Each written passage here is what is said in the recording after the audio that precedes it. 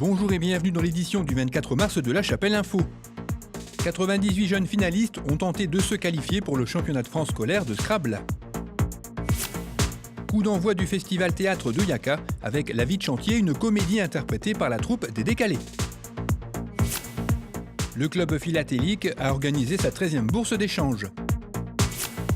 Il y a 55 ans, le cessez-le-feu était proclamé en Algérie.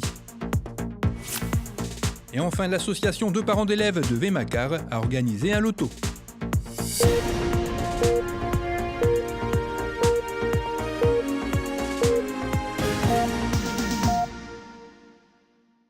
La Chapelle a accueilli la finale régionale des Hauts-de-France de Scrabble scolaire. Au départ, ils étaient un peu plus de 2500 élèves du CE2 à la 5e et samedi dernier, les 98 meilleurs d'entre eux ont tenté de se qualifier pour la finale nationale. Même si de nombreux parents ont joué le jeu en permettant aux enfants d'être présents lors de chaque phase qualificative à La Chapelle, le succès de cette édition 2017 se doit aussi en grande partie à la mobilisation des équipes enseignantes. Alors, le bilan de cette finale, il faut savoir que pour nous, il est très positif parce qu'à la journée d'aujourd'hui, donc la finale régionale, on avait 98 enfants de CE2 à la 5e. Donc, c'est quand même des gamins qui ont entre 8 et 12 ans. Et c'est super pour des jeunes comme ça de faire du Scrabble alors que les trois quarts préfèrent faire du sport. Mais c'est vrai que s'ils sont là, il faut surtout remercier tout le personnel éducatif. Pour le primaire, les instituteurs, les institutrices, et pour le collège, les professeurs, parce que c'est vraiment grâce à eux qu'on peut avoir nos petits bambins jouer au Scrabble. Au moment du concours scolaire qui s'est déroulé au mois de novembre, les enseignants ont reçu un dossier et un petit test à faire passer aux enfants. De là, les meilleurs ont été qualifiés pour les petites finales qui ont lieu un peu partout, Dunkerque, Ham, Saint-Quentin, Houpeline, etc. Et puis encore les meilleurs ici à la Chapelle d'Armentières. Et là, les meilleurs vont se retrouver à Paris. Il y a 4 étapes pour ce concours des écoles. Sur la vingtaine d'élèves récompensés, entre 5 et 10 auront la chance de représenter la région à Paris lors de la finale le 3 juin prochain. Une finale qui regroupera les 100 meilleurs élèves de toute la France. Le lendemain, le club chapellois a organisé le championnat du Nord ainsi qu'un tournoi en multiplex avec 6 autres communes, Dole, Boulogne-Billancourt, Spey-Draguignan, Nîmes et Corté, rassemblant au total 670 joueurs dont 108 à La Chapelle. Au terme d'une très longue journée, Mélodie Félez termine 2e du tournoi en multiplex, mais elle gagne à La Chapelle, ce qui lui permet de remporter le titre de championne du Nord. Le Belge Paul Fretter prend la 2e place et Fabien Leroy la 3e place. Le festival théâtre de Yaka a débuté le week-end dernier. C'est la troupe des Décalés qui a ouvert ce festival avec La vie de chantier, une comédie de Danny Boone mise en scène par Claudine Lefebvre. Charles Boulin décide de vendre son petit appartement situé avenue Foch pour acheter un magnifique hôtel particulier dans la banlieue ouest de Paris. Mais l'hôtel particulier se trouve être un pavillon en décrépitude à Argenteuil. La surprise qu'il voulait faire à sa femme et sa fille vire au cauchemar quand elles apprennent qu'elles vont devoir quitter l'avenue Foch pour emménager dans un taudis en travaux, en compagnie d'ouvriers embauchés au noir et tout à fait capables du pire. Parmi toute la troupe de comédiens amateurs figurait une nouvelle recrue, Anne-Sophie Cavnaille, qui montait pour la première fois sur scène. Mais qu'est-ce que c'est que cette histoire d'anglais? Vous étiez ivre lors de votre rencontre? On peut boire lors du pèlerinage à Lourdes. Très stressée au départ. Et puis, une fois qu'on rentre sur scène, j'ai pris beaucoup de plaisir. En fait, je me suis amusée. Et puis, d'entendre rire la salle, c'est une belle récompense. Donc voilà, très contente de l'avoir fait, d'avoir osé le faire. Des rires, il y en a eu du début à la fin. Il faut dire que ces comédiens se sont montrés particulièrement convaincants, comme Charles Boulin, un rôle tenu à l'origine par Danny Boone et interprété ici par Julien Lefebvre.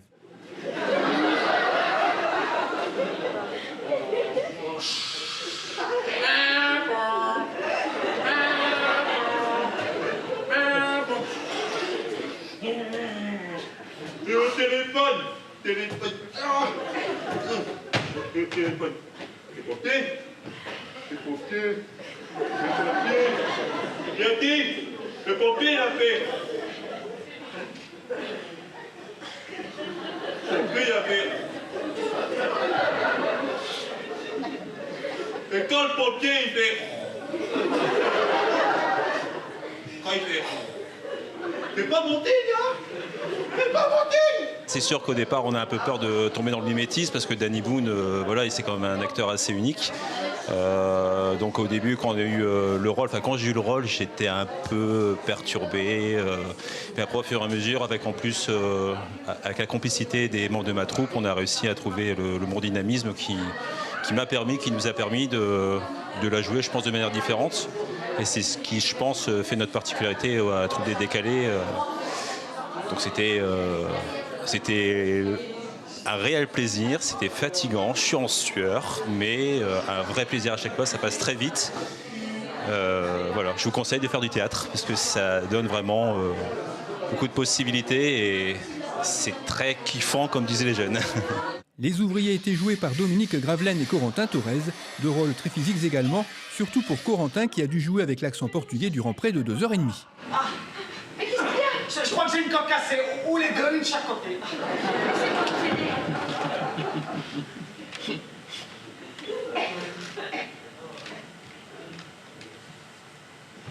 C'est moi sur cette photo. Ah oui. Mais elle était dans un cadre, cette photo. Mais ça, c'est parce qu'elle a dû tomber dans les habits pendant la bagarre.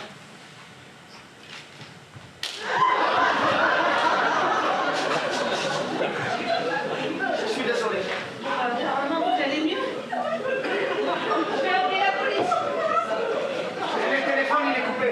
Non, je vais appeler mon portable. L'accent portugais est pas trop difficile, c'est le tout de le récupérer. Bon, le problème, c'est que j'ai l'impression qu'il part un peu sur l'italien, mais bon, ça, on va dire que c'est un accent européen, quoi. Ça réunit un peu tout le monde. Il y a peut-être pour toi où c'est peut-être plus compliqué à comprendre. Ah, moi, j'ai rien compris du tout. Sincèrement, je pense revenir demain pour essayer de comprendre la suite. Non, mais sinon ça va. Mis à part l'accent, on est agréablement content ce soir. Hein, on est content. Et On est très très fatigué parce que c'est très très intense. c'est éprouvant. C'est vrai que 2h30, c'était la première fois qu'on le faisait et c'est assez éprouvant à la fin. On se donne pas mal quand même. Mais bon, après c'est le spectacle, il y a les applaudissements qui encouragent, les gens derrière, donc c'est appréciable comme ça, comme ça, quoi. Réconfort, ça. C'est la petite récompense. C'est la petite récompense en fait. Voilà. Donc voilà. Le festival théâtre se poursuit ce week-end avec la troupe des Inattendus et la pièce Vacances d'enfer, une comédie d'Éric Carrière dont la mise en scène est signée Bernard Rousset. Cette pièce, nous l'avons choisie ensemble. Elle raconte l'histoire d'un couple de Chapellois d'ailleurs, monsieur et madame Lambert, qui ont gagné une croisière sur la Méditerranée, croisière Méditerranée, direction l'Égypte, sur le thème de Claude François, puisque leur croisière s'intitule Alexandrie-Alexandra. Alors là, il y aura pas mal de rebondissements, des situations cocasses. La maîtresse du mari embarque à son insu.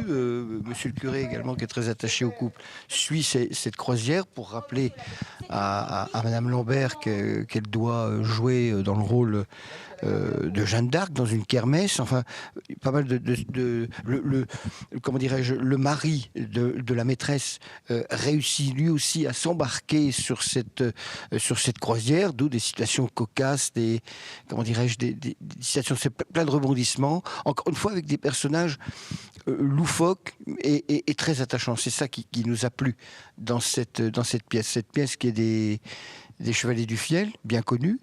Je rappelle qu'avec ce spectacle, ils ont fait au Zénith, pas plus tard que l'année dernière, un franc succès. Les gens y ont beaucoup, beaucoup rigolé. Et j'espère qu'on aura, toute proportion gardée, bien évidemment, le même succès. En tout cas, c'est ce qu'on souhaite.